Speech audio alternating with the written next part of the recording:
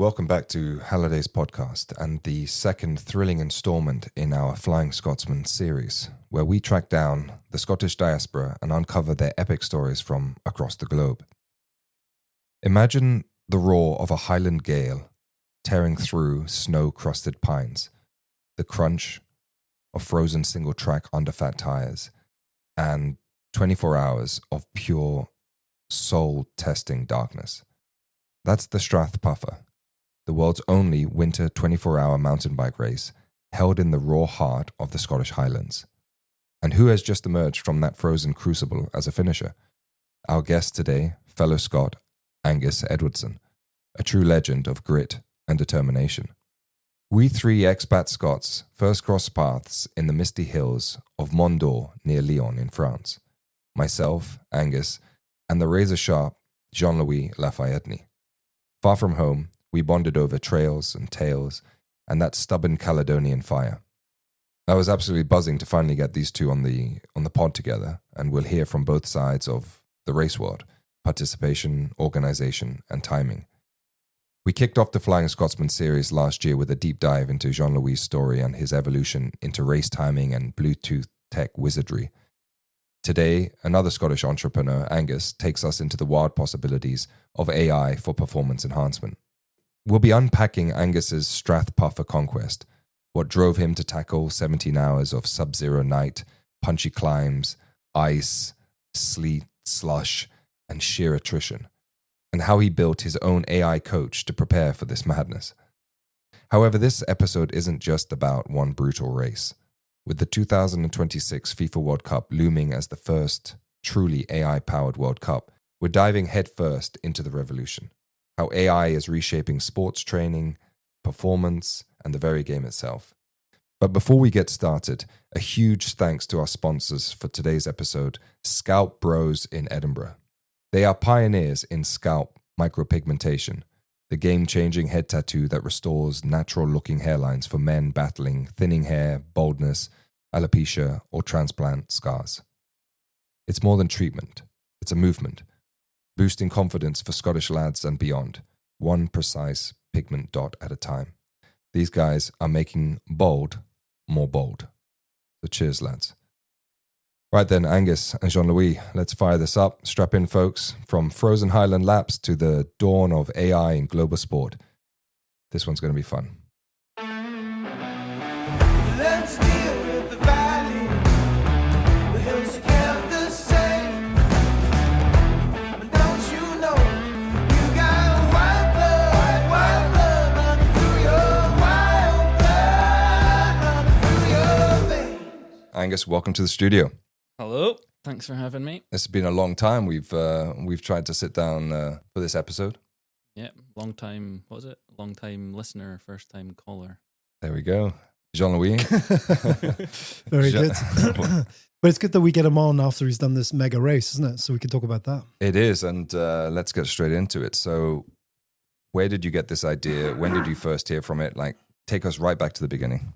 Yeah, it's a good question. I think I first heard about it maybe when I was growing up in Aberdeenshire. It's quite a recent race. So I think it started about 16, 17 years ago. And it started as a kind of local joke in a way. I think some local people that grew up around Dingwall, around Strathpuffer, which is not far from Inverness, thought it would be funny, kind of ridiculous to do a mountain bike race in the first week of January, just because it's so horrible and so unpredictable. Absolute madness. Absolutely ridiculous thing to do. And then it became kind of renowned after that. Yeah, the reason I like it is because I grew up around there. So I grew up in between Aberdeen and Inverness, so about 2 hours from Strathpuffer, I suppose. And yeah, that's how I heard So it. if I situate where this is, Inverness is northwest coast of Scotland, Aberdeen is east coast of Scotland. Did you grow up in between the two? Yeah, exactly. Yeah, in Cairngorms. You grew up around the mountains in the middle. Yeah, exactly. Yeah. Yeah, right. You don't know that? I didn't know that, no. I thought you grew up near Aberdeen on the coast, but clearly not. No, about 30 miles west, so not far from Aberdeen. So Aberdeen's our closest kind of city where I grew up. And then, but my parents are actually from Edinburgh. Grandparents are from Shetland. And yeah, but lived in Banff in the north coast. Is that why you got a Vikings name? Exactly, yeah. I've also got a weird thing in my hand, which is called Viking's hand or something. This little bump here. Oh, really? Which is some sort of genetic signifier of Viking heritage. Pretty interesting. This is what the people of Shetland tell each other. Yeah, exactly. To try and normalize having bumpy hands. So am I right in saying, so life for you growing up in essentially the countryside in Scotland, were you doing these events all the time? I mean, specifically the Strathpuffer is a mountain bike race. Yeah, I guess it would be considered ultra distance mountain biking. Like it's grown to become the national championships for solo mountain biking, 24-hour racing. Quite a niche category of In endurance the UK? in the UK. So yes, if you win this year, for example, you win the British national champion T-shirt. Is that why there were so many girls ahead of you in the rankings? Exactly, yeah. Because there were a lot of Well, it was really competitive this year in general, I think, because compared to last year, because it wasn't the national championships, this year was way more aggressive, and I think it's because, you know, if you win, you're the national champion. Yeah. And you can get under 23, and every age group has a national champion. So for those that don't know, the Strathpuffer is a legendary 24-hour winter mountain bike endurance race held annually in late January in the Scottish Highlands. It began as a one-off local event, but quickly grew into a major national and internationally recognized challenge due to its brutal conditions. The event follows the classic 24-hour MTB format. Competitors ride laps of roughly 12.5 kilometer course, starting at 10 a.m. Saturday and finishing 11 a.m. Sunday, with the last lap starting by 10 a.m.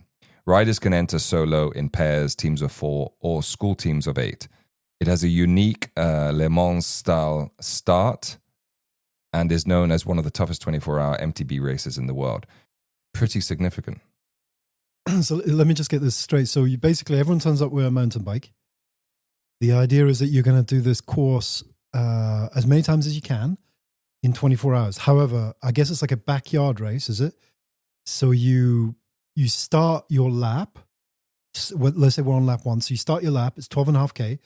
Now, most people are going to be able to do that, I suppose, in less than an hour. So they finish, let's say, in 45 minutes. So then what they do is they hang around for 15 minutes until it's time to start the next lap. Is that the way it works? No, not at all. So actually, it's funny because you could make it sound so complicated, essentially, especially if you go into the data. And like, I'm someone that's guilty of making it far more complicated than it needs to be. But it's literally whoever cycles in circles the most amount of time in 24 hours wins. Okay. So it's simpler So than there's no yeah. starting point. So you have a little dibber thing in your hand. You do A dibber? It's called that. It's like a little fob, you know, to check. It's a open a door. timing That's the equipment. Okay. I'll talk about that in a second. Yeah. So, Exactly. But the concept is so simple. It's literally whoever cycles the most laps in 24 hours wins. And Got it. that's what I like. It's so absurd. It's such an absurdly pointless, weird thing to do, to go and circle around in circles for 24 hours, which is weird in itself. yeah. And whoever does the most loops wins. And so every time you do a loop, you just check in. Yeah. You tap this little key thing, and it tells you how quick your lap was. What does that involve? Just so that we can. So just are you like- having it's to just stop, or can you? Does it just flash It's like a little table with some people on it. Right. You stop there, give them a little key fob thing. each So- lap? Each lap. But I mean, the lap takes, to answer your question, the fastest lap ever recorded is like 35 minutes in the summer on Strava. Last year, the guy that won it, his first lap was like 45. He got the fastest lap, interestingly. He cycled for 24 hours non-stop, like literally stopping for like maybe less than 45 minutes throughout the whole race. And his slowest lap at the end was about 2 hours because of the conditions are so important, like because it became so slushy and so slow essentially that it can be massively different based on the conditions. Like some years the winner will maybe do 20 laps. Most laps ever done, I think, was 35 In January. in January. Yeah. And there was a team. The teams are very different. Like, so if you've got a team, you'll have 4 much more hardcore kind of cross country racers. Yeah. That are three of them will be waiting. One of them goes out and does a lap as fast as he possibly can, which might be like 30 minutes. So one year there was a team that did 44 laps like that. So one guy goes out, does a lap as fast as he possibly can, quickly checks the next guy in, goes out and does a lap as fast as he can. Then they keep doing that for 24 hours. So you have maybe like a 2-hour break while your teams are out there, and then you're sort of next in line, a bit like a relay essentially. So that's like the team. It's a lot structure. easier, obviously, if you're in a relay. But If there's 4 of you. But not necessarily, because they're going so fast. And it's a totally different race. So they're racing against other teams of 4. Okay, And the fair and the enough. teams of 4 are That's interesting, yeah. They're insane. They're so fast. I see. So they're doing it not in order to break some records of how many laps they can do, but actually they're in a whole different competition. Exactly. They're racing against other teams of people. Even like the teams of 8, the schools team are really competitive because there's 8 of them. Yeah. These like 14-year-olds staying up for 24 hours is already quite hard. Yeah. You know, if you're 14. Yeah, and of they've course. got their teachers and stuff there with them. Yeah. One of them goes out. The rest of their 7 kids, putting pressure on, like, come on, do your lap as fast as possible. Might be like 4 a.m, deep / cold. You're on your own. Just for reference, Ross, I timed a 24-hour race, very similar style to what Angus is telling us here. It's but it's flat, so it's not a mountain bike thing, and it's with normal bikes, road bikes. So just for reference, on 24 hours, the guy who came first, I did the most amount of laps, did 938 kilometers. That's insane. There's one in Leon actually. That's similar. That's the one I did. The Von Captor Insa. Yeah, that's the one I timed. Yeah. So how many kilometers did the person do the most? Who did the most laps? That's a good question. I guess it's about 24 laps. So 24 times 12. What's actually more surprising is the elevation. Like the elevation of 20. Like for me, I did 10 laps. I did 4,000 meters of elevation. It's quite a lot of climbing, 4,000 meters over the total? Of the total. So it's like halfway up Everest. So the guys that are winning are at least doing Everest, they're at least doing 8,000 kilometers. So they're Everesting and doing 270 odd K. Insane, yeah. Plus really technical terrain. So it's like very technical. It looked extremely technical with those conditions. So it's the equivalent of mountain biking to the top of Everest from the water level, which is insane. We should give a shout out to Kyle Beattie, who won this year's event, having completed 21 laps. He's insane. It's the third time in a row he's won. And is that right? And what I quite like about it is that as much as it's become like a world-renowned kind of race, it's so local. Like he lives in Inverness, I think, or Aviemore, so really close by. And a lot of the teams, like the 2 schools teams, one of them's from Dingwall, one of them's from Edinburgh, I think. And it's just a very like inherently local event. Just something really nice about it. The equivalent to this, I think, in triathlon would be the one in Norway. There's a triathlon that happens in Norway, which is freezing cold. So some of the best triathletes in the world go off to this, and they just get absolutely trounced because normal triathletes are used to flat surface, they're used to nice roads, they're used to clement weather, and then they turn up in this Norwegian thing in the fjords in not winter but approaching winter, and they have to wear a wetsuit on their hands and on their face, and it's freezing. This is kind of that equivalent a little bit, I suppose. And therefore, it doesn't surprise me it's the Scottish guy who's winning because they're training in those conditions. Well, I think I think that's definitely true. And then another angle is there's just like, because I was speaking to someone, why? Because there's prize money. So if you look at it from that perspective, I was wondering like, why are other pros like people like Lachlan Morton, stuff like that, like people that are these ultra endurance guys, like why are they not coming and doing it?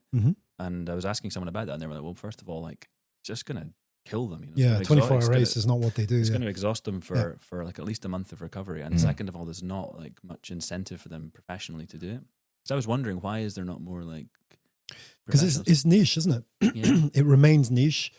I mean, if you look at the guy who won, Kyle, is it? Yeah, Kyle. He's sponsored by Cube. So, I guess the first... I don't know what it is. Maybe the first top 10 are probably sponsored or first top 5. Yeah. Well, an interesting thing I saw today when I was looking into it is one of the guys that won 4 years ago. He went and won the what's it called? The Tour Divide and The Transcontinental? He won that, I think, as well afterwards. The one that goes across America? Yeah. Oh, yeah. I mean, that's a very famous race. That's pretty serious, yeah. Yeah. So you managed 10 laps and you finished in 80th place. We'll say 24th in my category, we'll say. 24th in your category. The category. We won't say how many people are in that category. Right. I think there's 50. So how did you approach your training? Good question. It's worth noting I did it the year before as well. Okay. And where did you come then? I don't know. I think I came 90th overall. This year I came 80th. So you improved. I did, yeah. I did 6 laps first time I did it. This year 10 laps. But the first year, to be fair, I didn't take it that seriously. I'd never done it before. I'd never done anything like that before. It's not really my thing, to be honest, which sounds funny. Yeah. But yeah, in terms of training, interesting, as you know, I had like really bad slip discs last year. So I'd slipped 3 discs, had trapped nerve, got diagnosed with cervical disc damage permanently. This is from falling off a bike. This is from falling off a bike, and also just degenerated spine from mountain biking for so long. So my training was quite specific to that. It was all about sort of recovering from injury. As you know, like in the summer, I wasn't able to ride at all. Yeah. So I literally had 3 months to prepare for it, and I took it quite seriously. Where I just, for the first time ever, did really structured trainings. Like every week I'd have goals. I did 3 training blocks. I did one where I was just like trying to get base fitness up, just doing like 10 hours a week of anything, and then trying to specialize in mountain biking a bit more. And then in the last month before it, I just made sure I did loads of like simulation rides. So, for example, here I found a loop which was exactly the same as the Strathpuffer loop. I created like a version of it in the Mont D'Or. Like now we're getting onto the guy's geekiness, Yeah, which that's it. we're going to get into.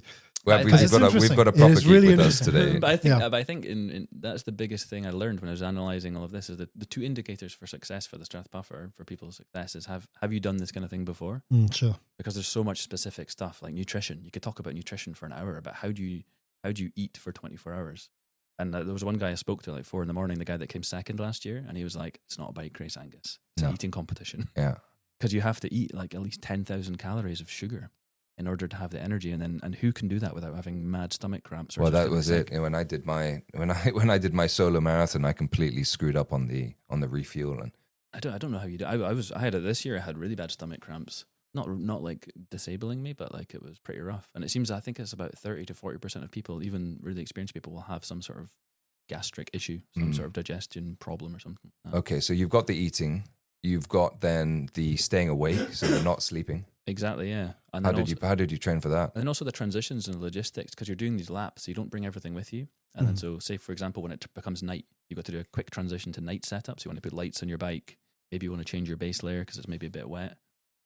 If you don't change your base layer and you get a bit cold, you know. So like there's all these kind of like technical logistics things. And my point being, like, in order to prepare for this, the only thing you can really do is to do it before, and you'll learn from some weird mistake like, oh, you probably need a spare set of wheels, or you need multiple base layers, or you need to prepare your food in advance, or don't eat fiber, for example. It's a big sort of schoolboy error to eat loads of fiber during the race.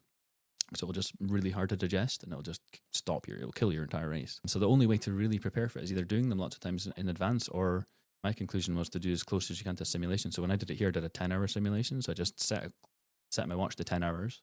Like, okay, do this lap as many times as you can. I parked my car with like food and water and stuff in it, with lights, deliberately did it while it was light at the start, and then transitioned into night, and just see how many laps I could do of a similar course. And for me, that was like the key thing to preparing for this. If anyone was wanting to prepare for that, you would just, that's the only way to truly learn, you know, is to do a simulation as much as possible. Yeah, And that I'm makes pretty sure, complete sense. I'm pretty sure it's the same for any event. Would you agree?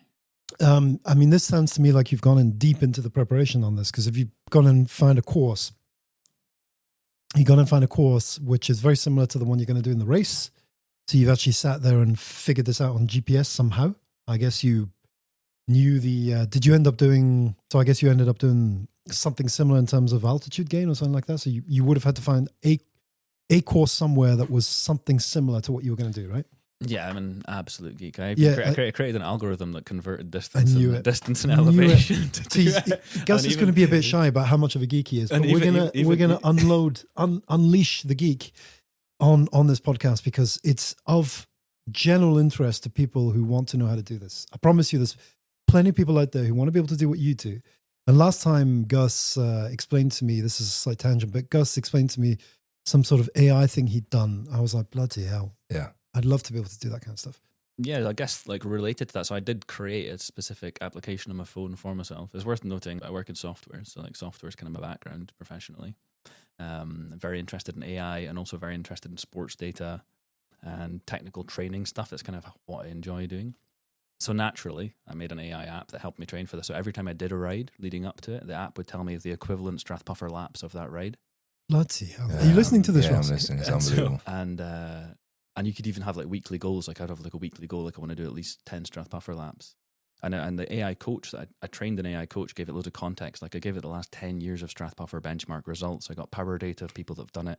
I interviewed 5 or 6 people that did it and gave the AI sort of qualitative guidelines about nutrition, about bike setups. I analyzed all the different bike setups people use, as well as like my own learnings from last year. I gave the coach my power data, my heart rate data from last year, and sort of told it about where I think I went. So when you're talking about the coach, you're talking about the AI coach. Exactly, yeah. It's like an AI wrapper. You know, you hear people talking about AI wrappers. Yeah. And so what you're wrapping the AI in is just like contextual document.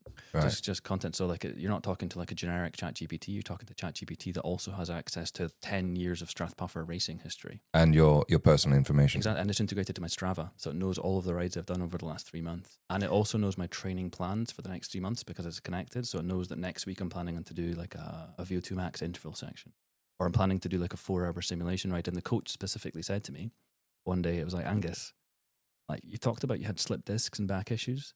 You do realize that since January, you've only done one 5-hour mountain bike ride. All your long rides are road biking. you do realize you're doing a mountain bike race? And I was like, oh shit. Yeah, that's true. I'm like, thanks, AI coach. And then it was like, what you need to do in the next month is a 10-hour simulation of your mountain bike, because if you've got a sore back, you can't do the race. For now, you don't know if you can do more than 5 hours. And this is why I did it. So the AI sort of told me to do that. You know, like it was really interesting. Is this? I mean, this podcast has now moved from being about some race to about the next $1 billion. We've got idea. we've gone. I was quite apprehensive about whether we should go so deep in the geek, but. But this is what it's about, Angus. Yeah, well, I mean, to be honest, you do a race like this, but you have a special angle, and your angle, Gus, is the ability to take your sports interest and your enthusiasm for it, and your like of sports, just like I have as well. But what you're able to do, which the rest of us are not, is turn it into an actual bona fide AI sports coach app. You left out the mad dog in him to actually do you remember get this that thing Jim Carrey movie, Pet Detective? Obsessed much? But you know what I find quite fascinating is because as part of this, to try and improve the app, I've been interviewing past Strathpuffer racers. So this week, for example, I interviewed 2 different people who've done it before. I interviewed one guy that's done it 7 times. And how do you do that? Do you hit them up on Instagram and say, hi, I'd like to speak to you? Slide into their DMs Don't use Ross's lexicon for this. on Strava, and also just it's quite a friendly community, and the people, it's quite niche, very niche. So people, you know, it's interesting to talk about how other people approach it. So I spoke to one guy that came 4th this year, and I've spoken to someone that's done it 7 times. He did 11 laps this year, and people's approaches are completely different. Like I've got a very specific geek data. Maybe that's how my sort of anxiety about it comes out. You know, like some people get anxious in the weeks coming up and they think about what kind of jacket to wear. I think about data, I suppose. And I think it's the same with any sporting event. If you look at people, the weeks coming up to a marathon, people start freaking out about their energy gel selection. Yeah. Or about what kind of shoes, which is like a very common thing. But it's interesting that some of the people I've spoken to just take a very unstructured approach. They just ride their bike a lot, and they just naturally do it, and they're able to do, like, you know, twice as many laps as I was able to do. So this is probably a good point to suggest to you that, you know, I like to do things like you like to do, but not 24-hour races. But I'm exactly what you just described. I'll just do it by feeling. I'll turn up and do it. And there's many people, I guess, out there, but all of us want to hear more about your how did you go about creating this app? And by the way, how much is it worth now today? I think we've got about 5 users, so not very much. 4 of which are me. The other one's my brother. Have you got this personality disorder where you got 4 of them? Yeah, exactly. All with slightly different names. No, I think I started off because I'd never done structured training before, so I've never really followed a plan. And I was like, well, I need some way to visualize my plan for the next 3 months, especially because I needed to be really strict with my back. Yeah. I was like, every week I need to do at least 2 strength sessions for my neck and my shoulders and my back. And I also want to probably just be more efficient with like doing intervals sessions. So I do 2 interval sessions a week and try and track how many long rides I was doing as well, progressing my mountain biking volume slowly. So that's why we started. I just wanted to create a really simple training plan. So far so good, right? These are very good reasons why. And there's no app out there that would allow you to do that today, Gus? Oh, there's loads. There's loads and loads. But I just quite like making it myself. I was just using like note-taking apps, you know, just like a lot of people would do. They just have a list of stuff they're going to do this week. But that's just like planning stuff. But exactly, yeah. But is there an app out there that would be equivalent to what you're describing, i.e. with an AI coach that can turn around to you and say, by the way, your event's in a month and you haven't done enough get off on the your couch, mountain bike relative to your back problems? There is, but none as niche as my one. I think that's what I find interesting longer term, and it's something I'm going to explore, is that, there's a lot that help you train for generically a marathon. Sure. There's a lot that help you train, like Training Peaks, for example. Yeah. Really advanced, or Trainer Road, really advanced training plans. They've got kind of AI tooling. Sure. Humango. But these are mass pieces of kit that the 2 that you've just described, used by millions of people. Exactly, yeah. And I'm surprised. I was looking into this. I'm surprised there's not, like, for example, London Marathon or Ironman San Francisco. I don't know if that's a big Ironman. I imagine it is. Didn't know there was one in San Francisco. Now there's something called Escape from Alcatraz. If you imagine there are, like, these really high volume, well-known events, like whatever the most popular Ironman is, it surprised me that there's not a specific app or software that is dedicated to helping people prepare for that event, because it's so even the London Marathon, like how many people do the London Marathon every year? I mean, there is a little bit. There's something called Run Motion Coach, for example, which teams up with some of the big marathons, and they give it as part. So when you sign up to the marathon, for example, I know that Paris does this. Okay. So if you sign up to the Paris Marathon, when in the part when you're signing up and paying for the thing, they will offer you a Run Motion Coach app subscription. So either for free or integrated in the price, or you pay a little bit more and you get it. Interesting, yeah. But how are you taking on AI now? Throughout the year, so you've got your wearable, presumably a Garmin. Yep. Yeah. You're working with your own AI app, but you're also doing different challenges. You're doing different levels of training. Are we looking at now a constant feeding of information into the AI, your personal data? How you're sleeping, your nutrition. Are we going to start to see, do you think, a massive bounce in terms of performance because of AI?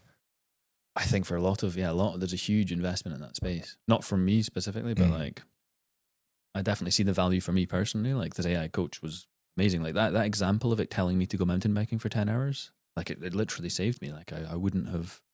This was unprompted? Yeah, completely unprompted. It was just like, it just said like, Angus, like, slap in the face, like, look at what you've been doing. You're not. So I mean, ready. that does sound amazing. I've never heard of an app that does that.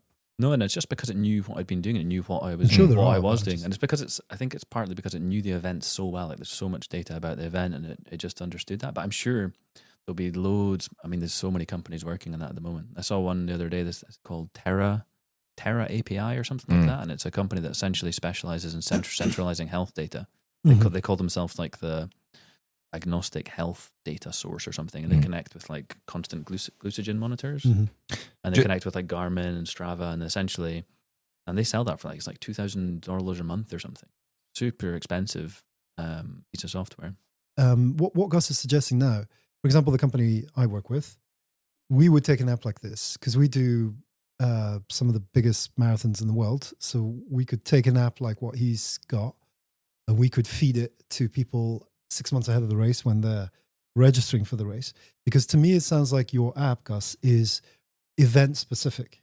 Exactly. That's what I'm fascinated by. Like that's why I started off. So it's called Pufferize, the one I've created now. And I'm like, how specific can you make an app for an event? And specifically for events that you need to do structured training for. You can't just turn up to the Strathpuffer, even if you just want to do a few laps. You need to follow some level of structure. A bit like doing an Ironman. You don't just turn up to an Ironman, otherwise you're going to have a pretty horrible time. We're not going to finish it for a start. And it's a bit like, like I did when I lived in London, I did the London Prudential 100-mile ride. And when you sign up to that, they give you a training plan that's been created by a coach. Right. And the Tap de Tour, the Tour de France tap that you can do. When you do that, they give you a PDF that's like, this coach tells you to do this, but they don't know anything about your current level of fitness. They don't know where you live. It's all very basic, isn't it? Exactly, super basic. And it's generic is the most probably completely generic. And so when in my app now, when you sign up to it, it's like, have you got access to a home trainer for your bike? Yep. Do you like going to the gym? Do you like going running? Do you have a power meter? Do you have a heart rate monitor? These kind of questions that will massively define. And so now when you sign up to it, automatically creates a training plan based on your current volume of training, your goal for how many laps you want to do, and what kind of equipment you have, and whether or not you like gravel biking versus mountain biking or road biking and stuff like that. And that, for me, that side of stuff's really interesting because you're giving someone really bespoke guidelines based on an event about how to do well. And then every time you do the Strathpuffer, or say every time you do the London Marathon, it'll say like, okay, like we're going to analyze your race and be like, your nutrition was terrible, or your heart rate was way too high in this first 5 kilometers. Like you need to learn your pacing, or you need to learn to control your heart rate, or you need just to do more zone 2 training, for example, so that your aerobic capacity is better, which gets really geeky. But like these kind of really specific pieces of advice you could give to people if you understand that context. What I'm guessing here is that somewhere down the line, AI is going to speak to you, whether that be through a robotic or an app, phone, whatever, but it's going to speak to you to sort of say, oh, have you considered this challenge in a couple of months in Hawaii? You're going to be there for business, and at the moment, your stress levels are at this peak, and you've put on extra weight, and maybe you should aim for a top 10 finish of the Strathpuffer, Angus. Do you know what I mean? It seems that more holistic. Yeah. And I think that's the piece that I still sort of feel as people are approaching AI, they're still very much in their silos, they're in their boxes. But what AI is doing is very much, breaking down those boundaries, and it's starting to connect all these other elements. It's a great point. Yeah, really interesting. And it's like part of me, I've been doing all this data stuff. I've been like, am I just taking the fun out of this? Like, am I missing some of these psychological aspects that are a bit more holistic or a bit more profound, maybe? Because it kind of boils it down to be like, okay, power and heart rate. But there's so much more to it. Like, what I found doing it this year was there was a point where I stopped and I fell asleep for a bit. I sort of tried to lay down, and then there's this sort of like micro decision at like 4 or 5 in the morning of like, do I go out again? Oh, that sounds like a nightmare. And that's nothing to do with your like heart rate or how much you've trained. That's like this tiny Purely, little nuance in your brain that's like, do I go out, and why? And I spoke to the guy that came forth, and he was like, yeah, I did all this training. He trains loads, really structured, uses AI, he uses ChatGPT connected to Strava. Very similar approach to training to me, but he was like, honestly, after 20 hours or after 18 hours, it's just cold and suffering. It's just cold and suffering. All you could train as much as you want, but if you don't like cold and suffering, you're not gonna do it. So there's like that's a really interesting aspect, or even like motivation. Like, why are you doing it? Yeah. So I want to make 2 quick points because I like what Ross just said. I just want to bounce back on that. The first point is everyone in every decent race suffers what Angus has just described. A moment in the race where you start to question yourself. Everyone suffers that, no matter how long, how short your race is. There will come a point. That conversation, because that's what we're talking about here. You're in a bitch, right? So now it comes to your point, right? So point 1, everyone reaches that point in a race at some point. Typically for me, it's halfway during the race. Then the second point is, how do you overcome that thing? Now, for me, I overcome it because I go into a race knowing that my target is to get to the end of the race.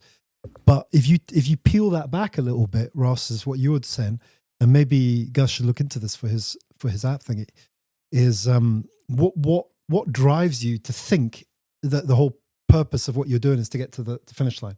Why not just enjoy until you're not enjoying it anymore and stop? Exactly. What does it matter? Or what is the overall philosophy as to why we're doing this? Why are we trying to do these things that hurt? What's the point? Maybe that now that we're in France and sitting here recording this in France, the philosophical side of things probably should come into your apps somewhere. It's something I've gone. I've really been thinking about it a lot, and yeah, it's fascinating. And it's a bit like nihilist philosophy or absurdism, if you're familiar with that. Like nihilism being like there's no, like your life is meaningless, which is pretty dark, and then absurdism is like your life is meaningless, but that's hilarious. And there's nothing better of an example than cycling around in circles for 24 hours in the dark. Like it's the most absurdly you can try and it's interesting to think of the purpose. Like there's truth obviously, and like why you would do it and how it would progress you and things. But I just, at the end of the day, it's kind of hard not to just laugh. There's a lot of people at 3 or 4 in the morning just laughing about how ridiculous it is. They're just like, well, that video that you sent into the chat where, you're obviously having a conversation with yourself, and I'm wondering how sort of delirious you got and at which stage. We're all young fathers, and if fatherhood teaches you about anything, it's about sleep and how different people, i.e. your wife, and yourself, how you deal under pressure with a lack of sleep, right? And it's a killer. And the sleep is, the older you get, the more you realize how fundamental and how important it is. And in this particular challenge, you went up against that. And you can go into some pretty crazy places, sleep deprived, but freezing cold, dark, exhausted. How did you cope with the sleep part? A very funny story is that about 3 or 4 in the morning, I had this light behind me, and I thought there was someone riding behind me, and I was getting really annoyed with them. And I was like, honestly, this person, because it sometimes happens like in a mountain bike race, especially because it's a single trail, so people can't overtake very easily. Yeah. And you get some kind of aggressive people that are trying to a bit like driving in a motorway. It's actually a bit like swimming as well when you're swimming in a group. Yeah. I imagine that happens, yeah. So this happened, it was about 20 minutes, 30 minutes. I was getting really annoyed with this person behind me. And I was like, why are they? So eventually I stopped, looked around, I was about to shout at them, and there was nobody there. Really? Yeah. I just imagined this person behind me, and I created this whole story, and I was so annoyed with them. Wilson. Sounds like a Wilson story. Exactly. I was so sure visually that I could see their light. You need to tell the AI this. Yeah. And then I think there's some things that I shouldn't be told. That is very true. I don't mean to tell all your inner secrets, Gus, because maybe you'll get the police knocking on your door after that. No, that side of stuff's really interesting. What I found, I saw somebody posting, there's a forum about it, and they were posting like, what is it about this kind of thing where, and I had this experience. I decided at 4 or 5 in the morning, like, I just don't like this. Like at that time, the snow had melted and it was really slushy. So for context, my first lap was about an hour. That lap was about 2 hours. There was a part that took me 20 minutes at the start. That took an hour and 20 minutes at the middle of the night. And I made a pretty decisive decision. Never going to do this again. I don't really like these kind of races. This isn't for me. And then the morning after, like 6 in the morning, you can't sleep and you're researching nutrition strategy for the next year. Yeah, and I think a lot of people share the same experience. A lot of races like this. A lot of proper endurance races are like this. Yeah. But the one thing we haven't talked about on this race, which maybe your AI can or cannot participate in, is your support crew. I think you see that's a big difference. I think with people like for me, I'm very much in the bottom of the ranks of probably not really needing. Especially like last year when I did it for the first time, it was quite informal. I had stopped for like loads. Even this year, it was like having kind of conscious long breaks, so it wasn't so important. But the people that are winning, support crew and like transition is huge. Yeah, I mean, a shout out to your support crew, despite what you told us on the WhatsApp. Oh yeah, morning. no, we're not shouting out to my support crew. No, to be fair, my support crew was genuinely amazing. My little brother, especially, he gets a special shout out because he, like at 2 o'clock in the morning, 3 o'clock in the morning, he didn't really need to do this, but he came out, got hot chocolate, and just waited for me at the end of the lap, just to kind of encourage me to go out again. That's nice. And I feel like that is, and like the videos that a lot of people sent me videos to kind of encourage me. And like, I don't think people realize, even there was one point, I think my friend came, he lives nearby in Forres. He came through and rode with me for 5 laps. He wasn't doing the event, but he just did 5 laps. Really? It was really nice. They allowed that? Yeah. I'm surprised they allowed that. Yeah, they don't stop you. I guess it's public forest. I don't know the logistics of that, but those little things are the difference between doing an extra lap or not, you know? Like the fact he was like, it's like 8 p.m. or something. He's like, let's do one more lap. And I think I probably would have stopped in for a break. And my little brother's hot chocolate is like, that's definitely just those little micro things are like do another lap. But when you see the really serious people, it's like a Formula One switch. Like they'll be parked next to a Portaloo. They've got like a table with all their food laid out. They'll have like spare bikes. They'll have like a mechanic. Have someone that's responsible purely for food. But this is because money's on the line, Gus, for these people. Yeah, exactly. It's quite a serious endeavor. It's a bit like the UTMB now. When you do the UTMB race, all the top guys have a team. And if you watch them during transition, it's very similar. They come into transition. They have people helping them take their clothes off. They have people spooning food into their mouths. They have people pulling them back if they haven't taken all of their nutrition, all this kind of stuff. This is exactly what this was, yeah. And I feel like for me, if I'm doing it, I definitely want to do it again next year and take it a bit more seriously. That's the point for next year's where it's like no sleep. Like you're not able to sleep and you really need to think of yourself as a team with your support crew and like almost do like a briefing where you're like, okay, this is the plan for the first 12 hours. This is my clothing for changes laid out if I'm going to change. These are the foods I'm going to eat every hour. Did you speak to anyone during the race? I mean, were you on Bluetooth? No, there was no calls. There was no one in your ear. No, not really, no. Did you wear headphones or is it silent through the whole thing? Silent, yeah. Silent. Yeah, a lot of people listen to, a lot of younger people for some reason. Listening to music. Attention, we'll talk about that. Well, I saw that video with you humming the James Bond theme. Was that? Was I? Was it? That's when he had the light behind him, you know, like Goldfinger when he's walking into the middle with the gun. I mean, that's what I love the philosophical side of it and seeing what you think about those weird experiences, even for any sporting event. Was there anything in particular that you learned about yourself that you weren't expecting? Not really, no. No. So the sleep thing was no problem. The cold was no problem. More like it's not as exciting or interesting, but more just like nutrition. Right. Like probably things to improve would be nutrition. Did the AI help you with nutrition ahead of time or not? A little bit, but it's very personal. I think nutrition. I think you have to find what works for you. Like some people, like the guy that wins, for example, he's just mashed potatoes and cheese.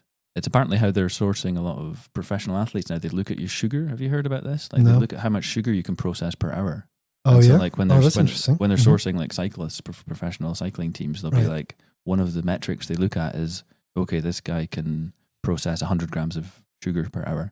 Therefore, he's like an engine that we can train. Yeah, that makes sense. Which is pretty interesting, as well, along with like VO2 max and like your aerobic course. capacity. Is like, what's your capacity for sugar burning? And everyone's quite different. I don't think mine's that great, for example, which is why I probably get stomach cramps. It's true. You do hear this a lot about even with professional athletes. Some who get stomach cramps, some who don't, some who manage that better. It's people underestimate how important this is to endurance sports. The processing of. I remember, when we used to play rugby when we were kids, half time you get some oranges, like a quarter of an orange, you like bosh that down right back on the pitch. I used to eat so many of those oranges. I just feel like I remember one day I turned up with a pack of Lucozade Sweeties, these kind of energy things. Oh, I remember those. Yeah, and I'd be eating those, and my coach was like, "What are you doing?" I'm like, "I'm so knackered, I can't move my legs. I need something." He was like, "Get back on the pitch, Lafayette, for Christ's sake." Do you find that in rugby, in the world of rugby, they talk about nutrition a lot? I don't know. I'm not close enough to it. Yes. Yeah. Yeah, and it's again, it's figuring out what works for you. Some people do fine on steak, and others need pasta, and some can eat right up until they play, and some can't. And half term, you've got certain people doing certain things, and it's obviously very individual. Yeah, but the difference here though also is that they're taking supplements like creatine and things like that, which I think in the endurance world is coming in, but not as quick as it has been on in rugby and football. A lot of people take creatine. I take creatine, for example. I was going to say, so the next thing was going to be your supplements. Was there a whole new supplement program? No, not really. No. I take creatine every day and take multivitamins and stuff like that. I kind of wonder if there's like in general, if there's like a microbiome approach to this stuff. If sugar consumption in your stomach is such a key component of these events, do you think it's worth like spending 3 months really making yourself have a great stomach? I don't know. And interesting, it's something I've been wondering. Probably yes, but not a great stomach, but figuring out what works for you best and what doesn't, and then slowly doing trial and error until you get it right. Do you do that? Have you done that when you're doing triathlon and stuff? I've wanted to do it, but no, I don't have problems with my stomach so much as I notice with other people. I don't get cramps, and I don't. Cramps is another one, right? That people. I didn't. I felt energetic, like I was eating enough sugar, but I just had when I stopped. Apparently, it's to do with the blood when you're cycling being in your legs, and your stomach's obviously stressed because it's processing so much energy. And then when you stop, the blood goes back in your stomach, and it's just like, oh my god, what's been going on with my stomach? And it kind of freaks out. So something to do with it can be to do with the timing as well, or something. But like for you, for example, when you're doing triathlon, do you have a certain amount of carbs you're trying to eat per hour? Yeah, for sure. Especially when you're on the bike, because that's the point at which you can absorb food without it bothering you so much. Because obviously you can't eat when you're swimming, right? You drink a lot when you're swimming, unfortunately. But once you get off that, you're on the bike, and the bike is when you're doing it. And typically the rule is, was it 60 grams of carbs per half hour, something like that? I've heard of something like that, yeah. But basically that translates to one of those sachets, one of those gels every half an hour. It's quite a lot to carry with you, isn't it? Well, it's relatively easy to stick it on the bike. So you just stick all that on the bike, depending on how long your bike ride is. But let's say it's 5 hours, where you just stick 10 of them on your bike, and also with bars. So you mix between the gels and the bars. So just getting back to the race itself, you've got everybody on foot to begin with. Yep. And you sort of run a small distance up to your bike. With what's really cool about it, again, making it a very deeply Scottish thing, is that there's a piper. Yes, piper. I saw that. The pipes everyone in. Fantastic. And it is like, I think it must be about, I don't know, just from speaking to people on the course, it must be about 60% Scottish participants. I've completely made that up, but it's a very, very Scottish. You'd call it a field, wouldn't you? The people racing. A very Scottish field. And then, were you the only one flying in from France?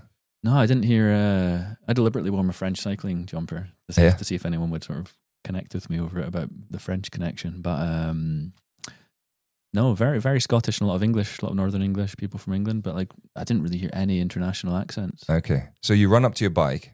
Yeah. How long was that? That's really short. It's like a lot of people just walk. 200 yards or something. There's a really funny commentator there, this Glaswegian stand-up comedian, and he's kind of like he's awake for 24 hours as well. And at the start, he's kind of taking the piss out of everyone, being like, yeah, the people that are running, idiots. They do. You're going to be riding your bike for 24 hours. Like running 500 meters is not impressive. And you can injure yourself as well when you're doing that before you get on a bike. It's completely pointless. It's a 500 meter dash, is it? It's a 500 meter like run, but most people walk it. Yeah. Looking at who came, I think the person who finished 81st was about 10 minutes behind you, and perhaps it was 10 minutes from the person in front. But was there a lot of overtaking? How did the field sort of, or rather, when did the field sort of slowly get into position? Because presumably there's not a lot of overtaking in events like this. There's a bit, but yeah, after the first 2 laps, it's pretty calm. And to be honest, I think an important thing is most people are kind of racing against themselves. Like I didn't I didn't pay any attention to the positions of people. It was more about last year I did 6 laps. This year I want to do at least 10 laps. That was your goal, I remember you saying. Yeah, exactly. I hope to do more, to be honest, but because of the conditions, it was just, I did 7 laps in the first 12 hours, and then it just kind of fell apart. Right. Both the conditions. Is that, okay, 7 in the first 12? Both the conditions It and... basically and- fell apart after 12 hours. but that was kind of my plan. I wanted to like do 12 hours strict to see what that felt like. And even in those first 12 hours, I think you could be more efficient. Like I stopped for about 45 minutes at one point and stuff. But yeah, like I think for most people, it's more about, even the guy I spoke to this week that came forth, he was like, it's more about it's more about my personal objective. You know, it's not that competitive, I wouldn't say, in the sense of What like, was your objective going into it to just do more laps, yeah. than last time? And to sort of, just to try and work on being like, how long can you grind it for? Like, can you go for 12 hours? Like 12 hours is pretty hardcore But already. surely you told your AI this is my objective, or maybe your AI figured out what your I figured out that 10 laps is my kind of minimum objective. minimum objective. So did your AI say, well, then you need to do this and then not rest for more than this amount of time? And Oh, yeah. I had loads of it's like the thing. Everyone's got a plan until they get punched in the face. Yeah, punch in the face. and I spoke to a lot of people that have that. But people break it up in so many different ways. Like some people will do 6-hour blocks where they're like, okay, every 6 hours I want to do 4 laps. Then I can have a break to kind of, I think, to make it into more like achievable steps. But for me, it was like I wanted to do the first 12 hours in a kind of strict way, just being efficient, consistently going, taking as few breaks as possible. And then after that, I knew it was a kind of new experience for me. I'd never done that before. So, And how close did you come to not finishing? Like, how was there ever a point where you're just like, well, you can't not finish. you can't not finish because you got to do some laps, right? So even the people who are on that list who've done one lap, they've kind of not finished. It's right? what's quite fascinating about it. Yeah, you can't like DNF, like did not finish on a 24-hour race as long as you turn up and do one lap. You're on the then ticket. you're on the And a lot of people that do really well, like there's people that do really well. They'll do like 18 laps, finish at 5 a.m. and just be like, I've had enough. I'm going home. That was my goal. I see. Yeah. This is maybe why, I don't know, everything you're describing to me now is beginning to explain to me why this is not more successful a race than it is. Because it's so weird. Because it's kind of like, it doesn't have a purpose to it. So if you don't have let's say, beat 18 laps and get $5,000 prize, right? You do that, you'll have tons of people turning up. Also, there's not like, because I do road racing in the summer a lot, and that's a completely different, as you know, it's a completely different experience. Like there'll be 20 of you on a racing for an hour and a half. You can see everyone. You can see how many meters the person that's winning is in front of you, and it's so much more strategic and intense. This is the complete opposite. Well, if this had better timing, you might be able to do it as well. Good lead in. I think, but to kind of frame the experience, like for most of the time, you're on your own. Mm. Like in the darkness, you don't. And see anyone. when you finish your laps, Gus, were you able to get enough information as to where your competitors were? You can. There's actually one cool timing thing. There's a little receipt printer, and you type in your number, and it prints out a little receipt paper thing. Oh, like in the 80s. Exactly.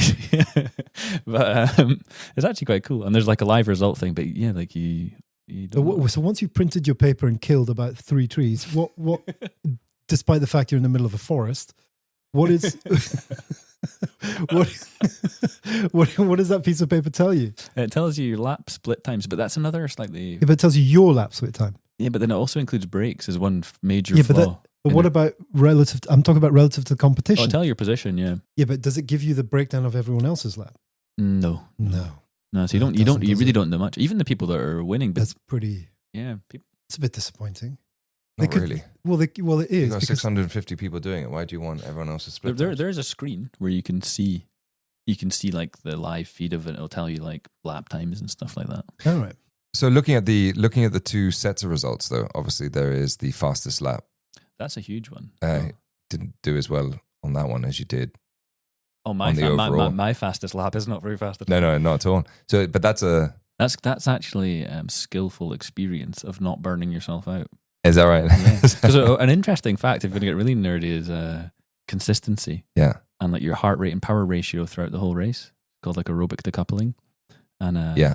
And I scored very well on that. I only had a 3% aerobic decoupling, which suggests that I didn't go too fast at the start and also wasn't too burnt out at the end. That seems to be the key with And endurance. that's what all of it. One guy I met at 3 a.m, the guy that came second last year, that's what he said to me. He was like, the worst thing you can possibly do is stop.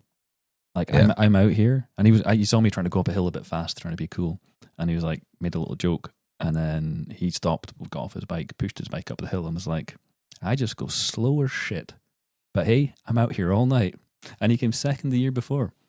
Yeah. And he's like, his whole strategy is just and when you see Kyle Beattie's split times, like it's just consistently slower than the first.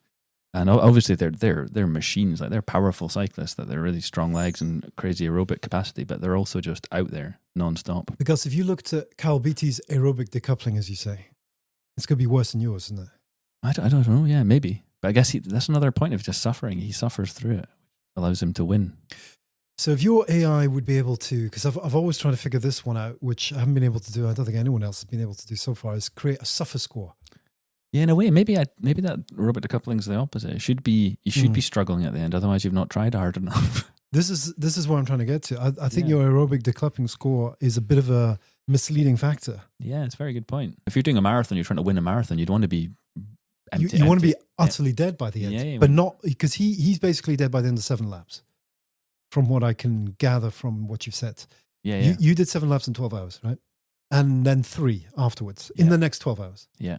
That's less than 50% of the first. But the laps were taking twice as long, importantly, because of the conditions. Yeah, but it's the same for everyone else. That's true. And if you look at This is good. This is good.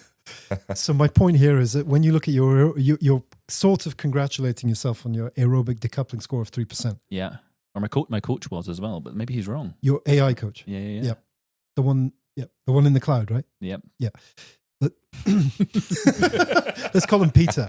No, not the one in the cloud. He was on the bike behind him. Do you know Call him Wilson. He was You shining should a light. call it Wilson. Call it Wilson. Your app. Well, as a tangent, like the coach, I've specifically trained it to speak really aggressively in Scottish slang. So it's like whenever Give I us do some of that. Give And us you some of guys that, would go Gus. too far with this. and it's like really sweary. It swears at me, and it'll be like I can't even repeat it on here. It's too explicit. But like, he'll just use phrases like "as Baltic, absolutely Baltic race." Angus. You read if I do. This is because you miss Scotland, Gus. It Just said, the same to me, as it the said to me yesterday, it said, your heart rate's roaring like a bald eagle in the Scottish Highlands. I was like, and it says, yeah, that's the novelty. So a quick question, Gus. Did you consult your AI app during the event? No. But I did a funny thing where I sent everybody emails that was using it that summarized their training and kind of motivated them based on like, you've done like just kind of, again, in extremely Scottish slang to kind of, because I think that's quite nice as well. Imagine that's what a coach would do, isn't it? Yeah. A coach the day before the event, they'd send you a little motivational thing being like, this is the training you did. You've been thinking about this for 3 months. This is why you're ready. Go and do it. And it had like a live weather report in it as well. So it'd be like what to expect. And then it also had some sports science about like how to psychologically prepare in the final 24 hours before an event, which I thought was quite interesting on the psychological front. I think that's part of the missing element of your app a little bit, if I may say so, is that you haven't consulted it at all during your thing.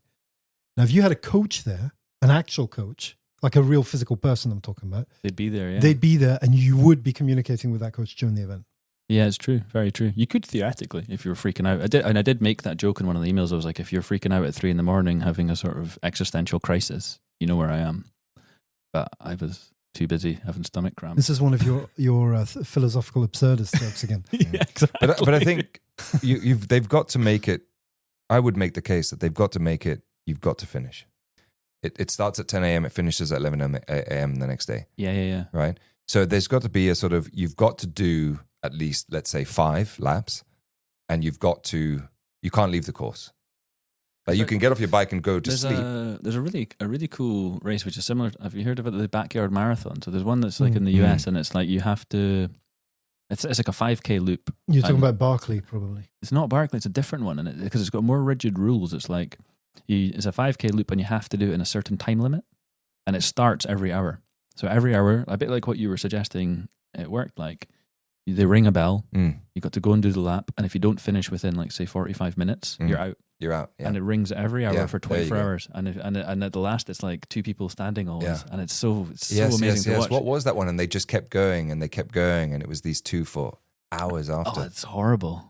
And they've been I saw that recently. For me, These that's types of races are becoming more and more popular. You're seeing quite a few in France now. This kind of format of having to do a race within X amount of time in a lap per hour, and then you start again.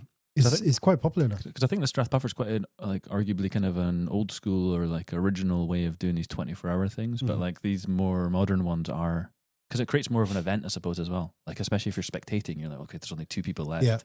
This is for me what's missing a little bit with the Strathpuffer. Everything you've described to me is that element of that competition element. Yeah. And Ross is trying to get a handle on it. Is like, at least do a minimum elapse, but you got to stay here. Yeah. So if you're committed for 24 hours, Yeah. you stay. This kind of thing, I think, is probably a lot of people might rebel against that, but I would kind of agree with you for the. Yeah, I don't think it'll ever change it. I love the format of it, but I would definitely be interested in doing events that were more like what you're suggesting. Especially for a spectator, it's more. Yeah, it's for a more fun. spectator, but you need something else than just these guys going round and round and round. You need something else to give it a bit of an edge, bit of a.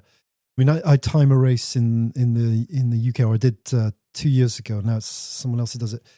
Well, it's my customer who does it, but it's called the Hammers 8, and it's a little bit similar to what you're describing, but it goes on for 8 hours, not 24 hours, and it's just guys who go round and round, and it's frankly, sorry to say this, Carl, a little bit boring.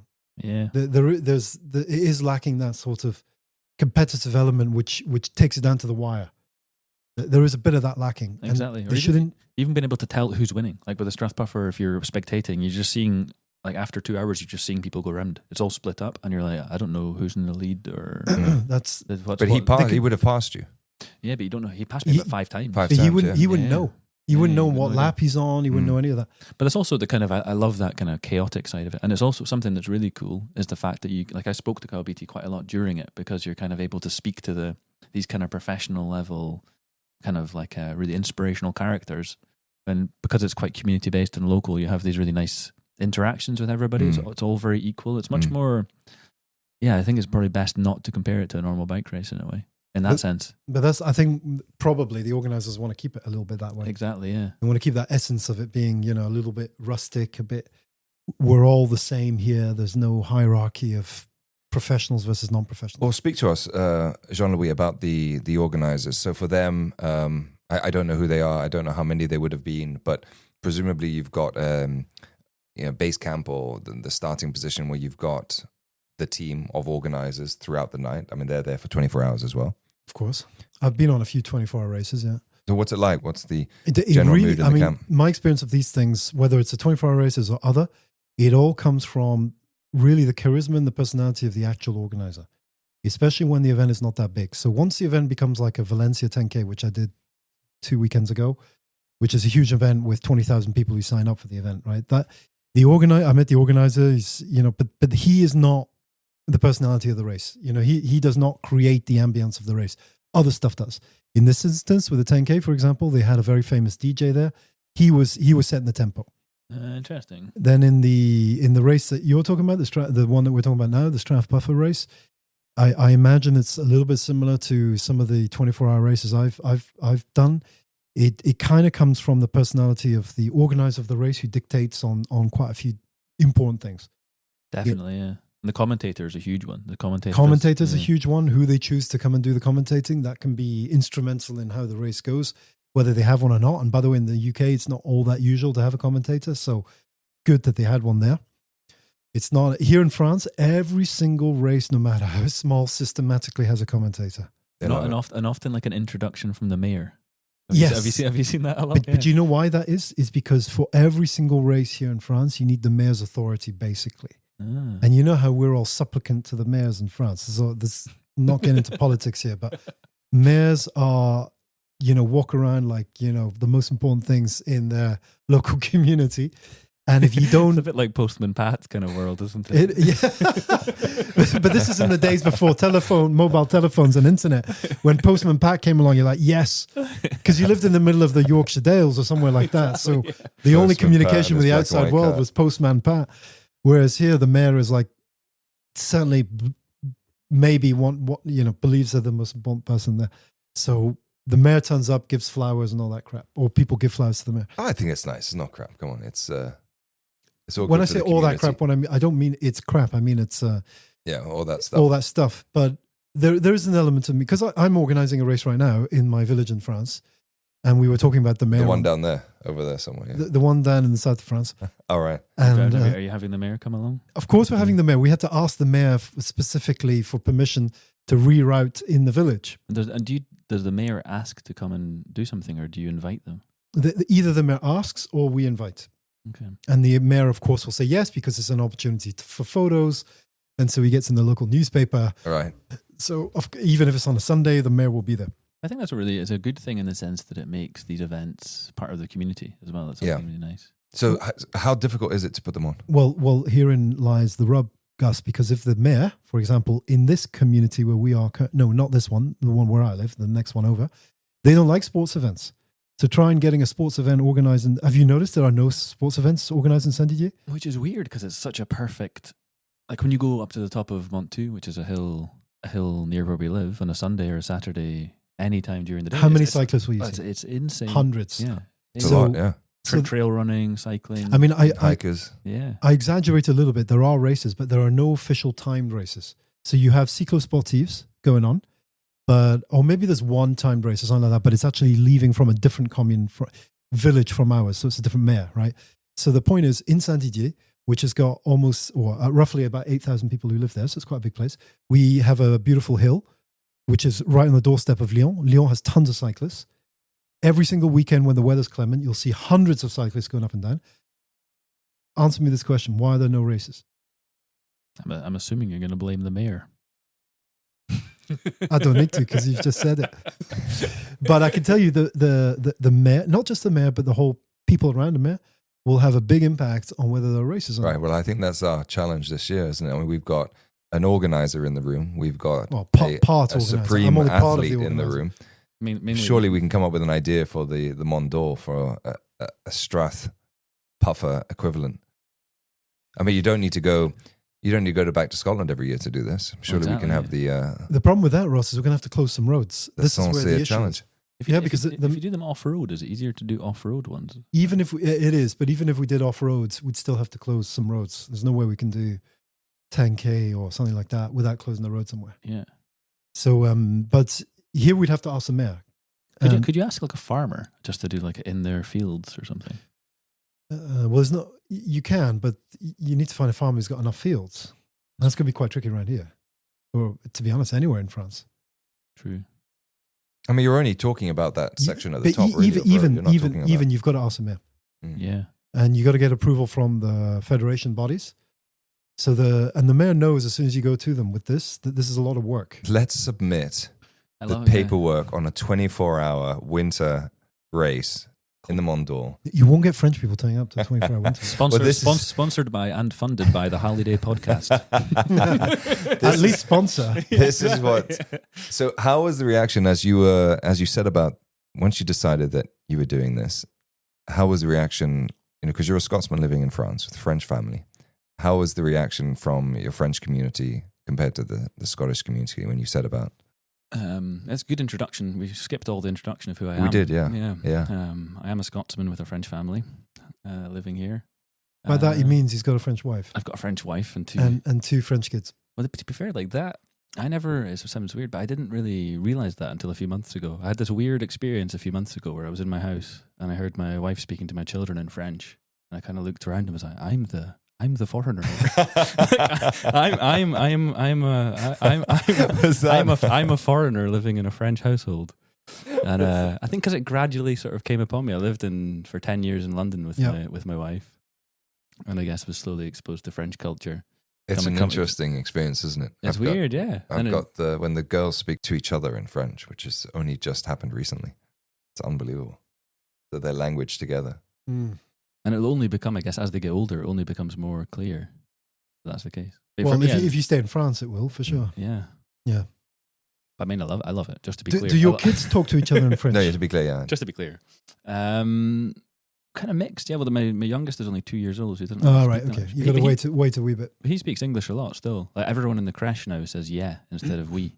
Because he says yeah. By the way, rather like your second, just absolute. You know those good at rugby? No, just Don. Just he's got that. He's got that look about him where he's just like, I'm the man. I'm the man. The boss man. A bit like your second, yeah. The second one, yeah. He looks like he could be good at rugby. He's pretty cousteau, as you say. Definitely got a presence, even as a 2 foot tall 2-year-old. 2-year-old, 2 foot tall, 2 foot wide. Yeah, but generally, when they're I mean, my experience of having three who have supposedly 3 languages at home, it's confusing until they get to a certain age. And then it's not confusing anymore, and they just speak that one language. What language do they speak to each other, though? French. Do they? Yeah. So in my household, they speak French to each other. There's a lot of shouting in my household, so a lot of French shouting in my household. But you speak French to them as well? I speak French to them. Their mother speaks English to them, except when she's shouting. So she shouts in Korean to me.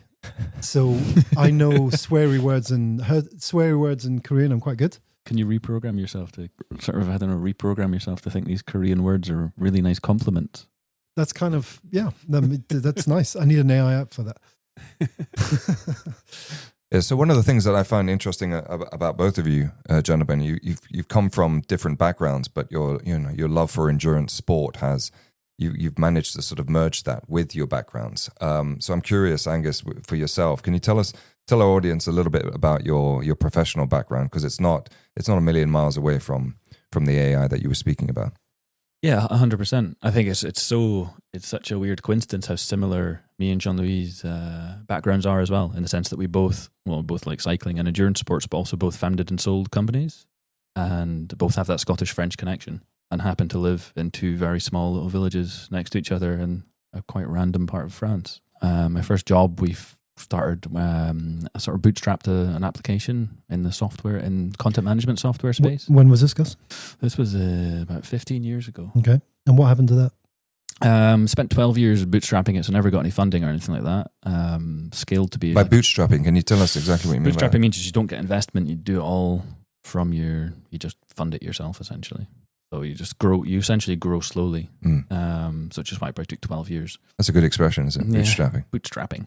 Or a lot of people say self-funded. We started an agency that had clients, so that's quite common as well. Agency has clients, the clients fund you to build your own products, which the long-term goal is much more profitable because you're building applications. Yeah, you're building organically as well, as opposed to buying something. Exactly. You're selling licenses rather than hours of work. Yeah, indeed. That's probably a bit too much detail, but did that for like 12 years. Then we sold our company to a larger content management system, essentially, based in the Netherlands, kind of international company. And I worked there for 2 years. And then since then, it was about 2 years ago I left there, and I've been working on my own kind of projects again, primarily focused on artificial intelligence, which I think anyone that's working in software now realizes the importance of, even if it's just looking at how AI is impacting the speed of building software. 100%. That's huge. That's fundamental. Like, engineering teams, development teams are shifted massively, but then also in the worlds of like content creation, of business processes, and then also how software itself uses AI to be better. You know what I mean? So you're quite keen to sort of geek out on all things sport, endurance, combining that with AI, data. This is my jam. I love the combination of sports and AI and software is like really the jam. Yeah. Well, it was quite fortuitous that we found each other on this mountain range, 3 Scotsmen. Well, you're sort of Demi-Sel, aren't you? Would you describe yourself as Demi-Sel? What does Demi-Sel mean? It's a sort of half salty. He's talking about butter. I saw that you mentioned that once before, and I was like, Demi-Sel, is that? So in France, go on, J-Lo. In France, butter and Demi-Sel, because it actually means half salted. Demi means half, so half salted. So it's somewhat salty. Like a light. Somewhat salty is a good way to describe that. Yeah, Demi-Sel Scotsman.